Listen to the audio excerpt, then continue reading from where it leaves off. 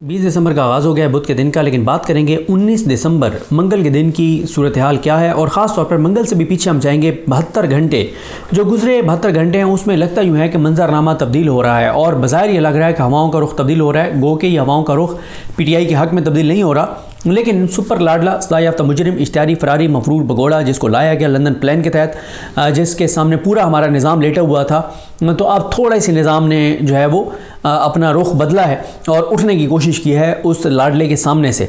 वरना तो जो कुछ इस मुल्क के अंदर हो रहा है उस लाडले के लिए वो आप देख ही चुके हैं। खैर, इतना डैमेज कर दिया गया है पाकिस्तान को, जिस तरह से उसको बरी करवाया गया और सारी चीज़ें, कि वो भी अब उसका अजाला तो खैर मुमकिन नहीं है और पाकिस्तान ऐसा लगता है कि कई दहाइयाँ जो है वो पीछे चला गया है। लेकिन बहरहाल मंजरनामा बदला है और मंजरनामा ये बदला है कि सबसे पहले तो आपने देखा कि अब तक 5 बार्स की जानिब से पिछले कोई 14 घंटों में 5 बार्स की जानिब से इलेक्शन कमीशन और चीफ इलेक्शन कमिश्नर के ऊपर तहफ़्फ़ुज़ात का इजहार हो चुका है।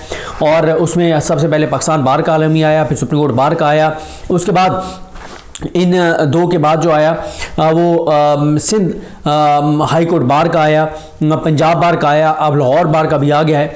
इन सब का जो है वो आ गया है, इन सब का जो अलामिया है वो आ गया तहफ़्फ़ुज़ात। अच्छा, इस पर मैं आपको ये भी बता दूं कि तहरीक इंसाफ इस वक्त इस हद तक पुरएतमाद है कि उनका गैर मुतवक्के जो है वो रद्द-ए-अमल सामने आया है। हालांकि तहरीक इंसाफ को तो कहना चाहिए था कि बिल्कुल चीफ इलेक्शन कमिश्नर फ़ौरन मुस्ताफ़ी हो, ये हो वो हो, लेकिन बैरिस्टर अली ज़फ़र साहब ने तहरीक इंसाफ की जानिब से जो रद्द-ए-अमल दिया है, उन्होंने कहा कि देखें असूलन बात ठीक कर रही है सुप्रीम कोर्ट बार और पाकिस्तान बार, लेकिन ये टाइम ठीक नहीं है कि चीफ इलेक्शन कमिश्नर जो है वो मुस्ताफ़ी हो, क्योंकि अगर चीफ इलेक्शन कमिश्नर मुस्ताफ़ी होगा इलेक्शन डिले हो जाएंगे और हम ऐसा नहीं चाहते। हामिद खान साहब ने भी बात की है तहरीक इंसाफ की जानिब से कि ये जो दोनों बॉडीज़ हैं, पाकिस्तान बार भी और सुप्रीम कोर्ट बार, ये इंडिपेंडेंट बॉडीज़ अब नहीं रही और ये जिनके हाथों में खेल रही हैं हमें पता है, लिहाजा इनकी बात पर हम उस तरह से जो है वो यकीन नहीं कर सकते, एतमाद नहीं कर सकते और इनकी बात को सपोर्ट कर सकते हैं। तो ये हो गया। अब देखें कुछ वो ये जो सुप्रीम कोर्ट बार पाकिस्तान बार के नुमाइंदे जाके टीवी चैनल्स पे बड़ी कोशिश कर रहे हैं कि नहीं हमारा मकसद ये नहीं था वो नहीं था। भाई प्रेस रिलीजें चीख कर बता रही हैं कि आपने क्या कहा है, अब आप जो मर्जी करें, आप चीज़ें जो हैं वो खुल के सामने आ गई हैं, क्योंकि ये दोनों सुप्रीम कोर्ट बार और पाकिस्तान बार, ये हो नहीं सकता कि ये इंडिपेंडेंटली, ये इंडिपेंडेंट ग्रुप नाम का इंडिपेंडेंट है, इंडिपेंडेंट नहीं है कि ये इंडिपेंडेंटली कोई एक्शन लें, कोई बात करें, क्योंकि अगर इनको पाकिस्तान के अंदर इनको इतनी फिक्र है आइन कानून जमहूरियत की, तो 90 दिन में जब इलेक्शन का मामला था उस पर ये साथ नहीं थे। जब पंजाब और KPK में इलेक्शन थे उसकी इन्होंने मुखालफत की, इन्होंने बंदियाल साहब की मुखालफत की, इन्होंने उन जजेस की मुखालफत की जो इलेक्शन कराना चाहते थे, और इन्होंने उस वक्त जस्टिस काजी फाइज इस ग्रुप को सपोर्ट किया, जो ग्रुप जो है वो टेक्निकल पॉइंट्स के ऊपर जिन्होंने उमरदा बंदियाल साहब की बकौल इश्तियाक खान साहब की, उन्होंने जिस तरह दुरुस्त कहा कि इन्होंने उमरदा बंदियाल की पीठ में छुरा घोंपा और उसको काम नहीं करने दिया, और अब खुद आकर ये ग्रुप पूरा जो है काजी फाइज साहब का जो कर रहा है वो मुझे बताने की ज़रूरत नहीं है, पूरा पाकिस्तान देख रहा है। तो फिर 72 घंटों में आप देखें कि जरदारी साहब की लॉटरी निकलना शुरू हुई। जरदारी साहब जो पहले ही 2 इंटरव्यूज़ देकर उन्होंने अपनी CV पेश की थी, उन्होंने कहा था जी मैं हाजिर, मैं खादिम, मैं नौकर, छोड़े नवाज शरीफ को, इसको भी तो ज़बरदस्ती लाना है, हमारे ऊपर हाथ रखें, हम तो हमेशा ताबेदार रहे हैं, और बिलावल पे भी लानत भेजें, बिलावल को मैंने पीछे कर दिया है, डिसऑन कर दिया है, सियासी तौर पर आग कर दिया है, वो बच्चा है, ना समझ है, ना अहल है, उसको किसी चीज़ का पता नहीं है, छोड़ें उसको, मैं हाजिर हूँ। उसके बाद फिर काम बनना शुरू हो गया पीपल्स पार्टी का। सरफराज बुगटी साहब पीपल्स पार्टी में शामिल, जमाल रिसानी पीपल्स पार्टी में शामिल, अब इसरार तरीन जो है वो पीपल्स पार्टी में शामिल, हामिद सईद काज़मी साहब पीपल्स पार्टी में शामिल, जरदारी साहब को गवर्नर हाउस KPK में प्रोटोकॉल दिया जाता है, सर्किट ऑफ बलूचिस्तान में प्रोटोकॉल दिया जाता है, और अब वो जो लोग थे जिनको भेजा जा रहा था नून लीग में, अब वो जाना शुरू हो गए हैं पीपल्स पार्टी के अंदर। और इसी तरह से जो नून लीग के साथ सीट एडजस्टमेंट वाले थे काफ लीग, वो कह रहे हैं हमारी कोई सीट एडजस्टमेंट नहीं हुई, और भी नून लीग से ज़रा साइड पे होना शुरू हो गए हैं लोग। और फिर साथ ही आप एक और चीज़ ये देखें कि नवाज शरीफ का जो मोहरा था आज चीमा, उसको इलेक्शन कमीशन ने फारिग कर दिया, लेकिन जो आज चीमा को फारिग किया गया वो तो अपने काम कर चुका है। शहर इक़्तिदार पे हमने वीडियो की, उसमें हम तफसील से फ़हीम अख्तर साहब से भी हमने बात की कि वो ब्यूरोक्रेसी को देख रहे थे, उन्होंने फील्डिंग सारी सेट कर दी है। इलेक्शन कमीशन ने गोंगलों से मट्टी उतारने के लिए, अपने आप को इंडिपेंडेंट शो करने के लिए इलेक्शन कमीशन ने ये ड्रामा किया है ये ड्रामा। लेकिन बहरहाल ये ज़रूर है कि नवाज शरीफ के मोहरे को धचका तो लगा है। बाकी जहाँ तक भला इन्होंने लेने, लेकिन उस पर पेशावर हाई कोर्ट ने इनको एडवर्स ऑर्डर जारी करने से रोका हुआ है। अगर पॉजिटिव ऑर्डर है PTI के हक में है वो ये जारी कर सकते हैं, एडवर्स ऑर्डर ये नहीं कर सकते। उस पर इलेक्शन कमीशन को रोका हुआ है पेशावर हाई कोर्ट ने। आप देखना है मेरे ख्याल 21 अगली हेयरिंग है, लेकिन ये भी है कि अगर इलेक्शन कमीशन चला जाता है सुप्रीम कोर्ट, वहाँ सरदार तारिक मसूद साहब बैठें तो वो शायद हाई कोर्ट का इंटरिम ऑर्डर वैसे उड़ा दें और इधर से इलेक्शन कमीशन अनाउंस कर देगा कि बल्ले का निशान जो है वापस लिया जा रहा है। अब तक की दोबारा सूरत हाल जो है वो यही है। तो बाकी जहाँ तक पीटीआई है, पीटीआई के साथ तेज़ी हो गई है, तेज़ी आ गई है उनके लोगों को छुड़वाने वाली। जो लोग नहीं छोड़े उनके घरों पे छापे शुरू हो गए।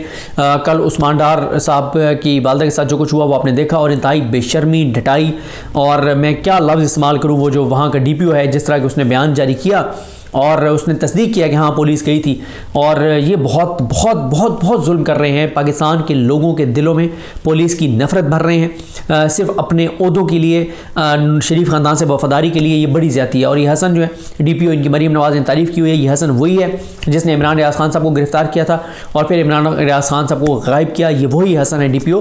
तो बहरहाल वक्त गुजरेगा, अल्लाह ताला करम करेगा, इन लोगों को जवाब और हिसाब तो देना पड़ेगा। इंशाअल्लाह वो वक्त आएगा पाकिस्तान के अंदर। यहाँ पे टाइम गुजरते हुए पता नहीं चलता।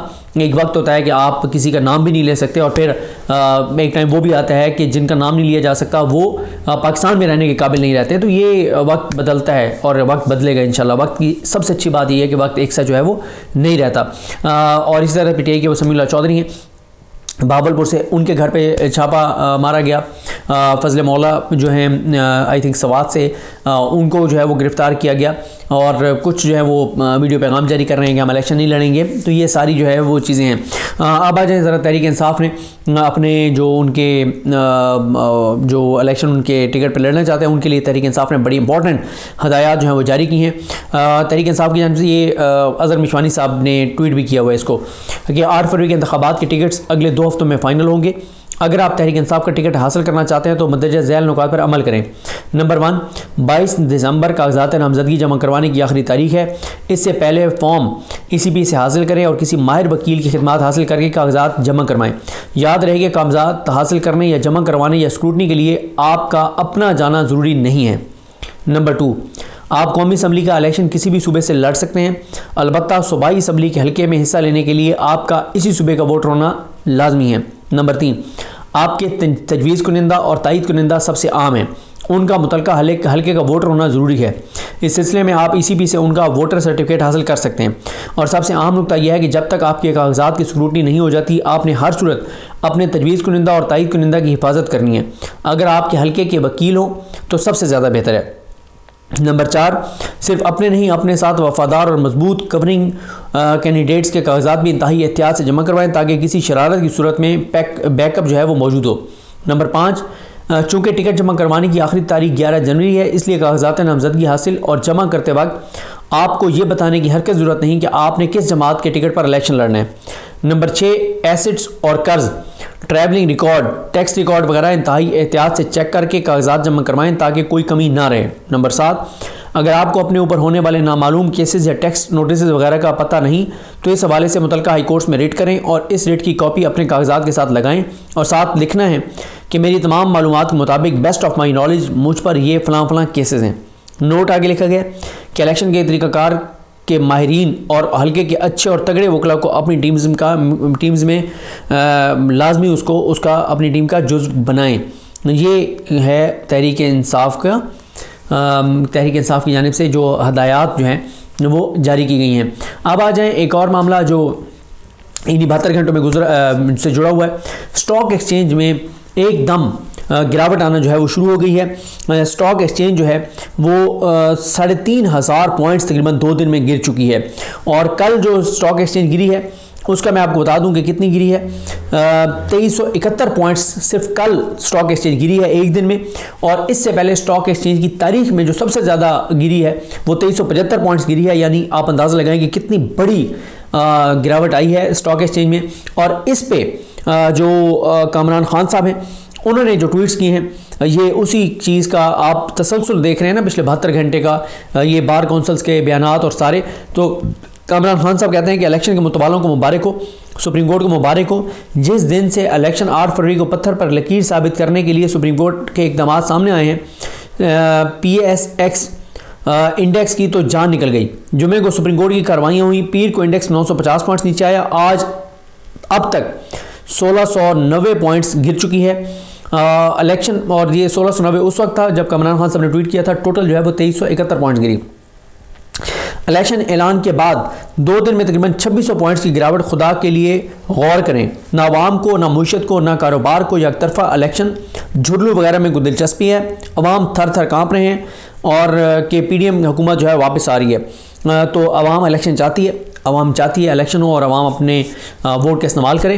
बहरहाल ये 72 घंटे का मंजरनामा है। पीटीआई इंतहाई पुरएतमाद है, वो कहती है कि यही रहे Sikandar Sultan Raja chief election commissioner, हम इसके होते हुए जीत कर दिखाएंगे। और तहरीक इंसाफ ने जीत कर दिखाया। और अब तहरीक इंसाफ कह रही है कि हमारा ये मुतालबा ज़रूर था कि ब्यूरोक्रेसी से नहीं, जुडिशरी से हों आर जिससे भी आर लेने हैं लें, लेकिन यह है कि सिकंदर सुल्तान राजा भी रहे, वो कहते हैं हम फिर भी इलेक्शन जीत कर दिखाएंगे। इतना बड़ा मार्जिन होगा और इतनी बड़ी तादाद में आवाम निकलेंगे कि धांधली मुमकिन नहीं होगी। ये सूरत हाल है और ये अपडेट्स हैं 19 दिसंबर तक की। बाकी लम्हा बलहमा बदलती सूरत हाल पर आपको बताते रहेंगे। मुझे अपनी दुआ में याद रखें। हम सबका हामी नासरो। अल्लाह हाफ़िज़।